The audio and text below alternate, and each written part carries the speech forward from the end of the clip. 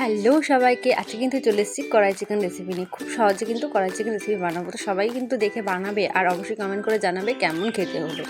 চলো সবার ফার্স্টে ভাজা মশলাটা বানিয়ে নিই। ভাজা মশলা বানানোর জন্য আমাদের লাগছে এখানে জিরে, ধনে, 4টে শুকনো লঙ্কা, 5টা লবঙ্গ, 5টা এলাচ, একটু দারচিনি, আর এখানে আমি নিয়েছি হচ্ছে মৌরি আর কিছুটা গোলমরিচ আর একটা তারাফল। এগুলো সব কিন্তু নিয়ে কড়াইতে ভালো করে ভেজে নিয়ে কিন্তু একটা গুঁড়ো করে নেবো। সবগুলো ভেজে নিয়ে গুঁড়ো করে নেবো।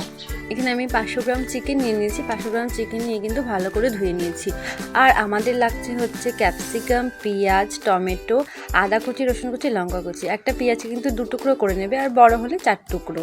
আর রসুন আর আদা কিন্তু কুচি কুচি করে কুচি নিতে হবে, আর ক্যাপসিকামকেও এভাবে কেটে নিতে হবে। আর টমেটো, আমি একটা টমেটোকে কিন্তু 2 ফালি করে নিয়েছি। আমি এখানে 2টো টমেটো কড়াইতে দিয়ে দিয়েছি সাদা তেল, আর তেল গরম হয়ে গেলে কিন্তু এর মধ্যে মাংসটা দিয়ে দিচ্ছি। মাংস কিন্তু কোনো রকম লবণ হলুদ মাখাইনি।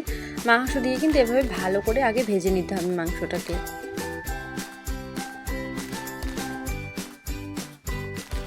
মাংসটা কিন্তু ভাজা হয়ে গেছে। এরপর কিন্তু এর মধ্যে টমেটো দিয়ে দেবো, আর দিয়ে দেবো হচ্ছে লঙ্কা চেরা, তারপর দিয়ে দেবো হচ্ছে পরিমাণ মতো লবণ।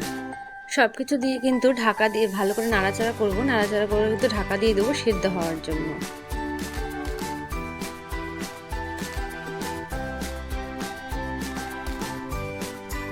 কিছুক্ষণ পর ঢাকা খুলে নেব। আমার মাংস আর টমেটো পুরো সিদ্ধ হয়ে গেছে।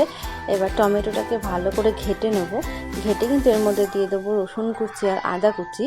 রসুন আর আদা কুচি দিয়ে কিন্তু ভালো করে নেড়ে নেব।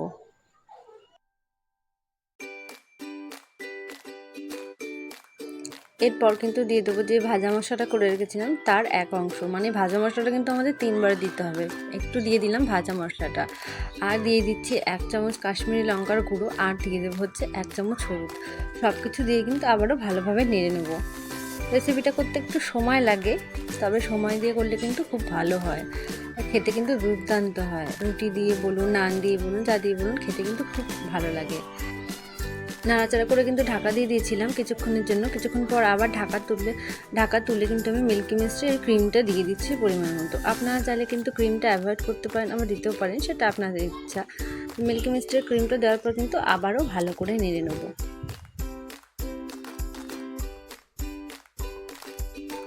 আমি কিন্তু মাংসতে এখনও জলের ব্যবহার করিনি। যেই জলটুকু মাংস থেকে বেরিয়েছে সেটা দিয়ে কিন্তু এখনও অবধি রান্না হচ্ছে।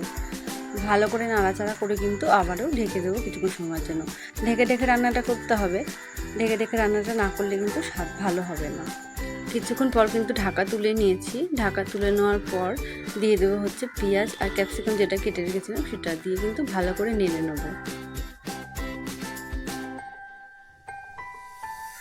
আবারও পেঁয়াজটা আর ক্যাপসিকামটা সেদ্ধ হওয়ার জন্য ঢাকা চাপা দিয়ে দেবো। কিছুক্ষণ পর ঢাকা তুলে দেখে নেবো যে পেঁয়াজটা আর ক্যাপসিকামটা সেদ্ধ হয়েছে কিনা। সেদ্ধ হয়ে গেলে কিন্তু যে ভাজা মশলাটা করে রেখেছিলাম সেই ভাজা মশলার কিছুটা দিয়ে দেবো। আবারও বলছি, ভাজা মশলা কিন্তু আমাদের 3বারে দিতে হবে, তো সেই বুঝে কিন্তু ভাজা মশলা ব্যবহার করতে হবে। ভাজা মশলা দিয়ে কিন্তু আবারও ভালো করে নেড়ে নেবো। তারপর দিয়ে দেবো সামান্য পরিমাণ জল। আমি খুবই অল্প পরিমাণ জল এখানে ব্যবহার করছি। জল দিয়ে আবারও নেড়ে ছেড়ে কিন্তু ঢাকা দিয়ে দেবো। মিডিয়াম আঁচ করে কিন্তু ঢাকা দিয়ে দেবো। কিছুক্ষণ পর ঢাকা তুলে আবার যে ভাজা মশলাটা ছিল সেই ভাজা মশলাটা আমি আবার 2.5 চামচ দিয়ে দিচ্ছি। আমি কিন্তু একই ভাজা মশলা বারে বারে ব্যবহার করছি, মানে 3বার কিন্তু আমি একই ভাজা মশলা ব্যবহার করেছি। ভাজা মশলাটা দিয়ে ভালো করে নাড়িয়ে চাড়িয়ে কিছুক্ষণ ফুটতে দেবো। ফুটে গেলেই ব্যাস কিন্তু তৈরি আমাদের কড়াই চিকেন। এবার কিন্তু ঢাকা দিয়ে 10 মিনিটের জন্য রেখে দেবো, আর তারপরে সবাইকে সার্ভ করে দেবো রুটি বা নান দিয়ে। আপনারা অবশ্যই ট্রাই করবেন এবং ট্রাই করে আমাকে কমেন্টে জানাবেন কেমন লাগলো। আর ভালো লাগলে কিন্তু অবশ্যই like, comment, share and subscribe করবেন। আপনাদের সাপোর্ট কিন্তু অনেক অনেক দরকার।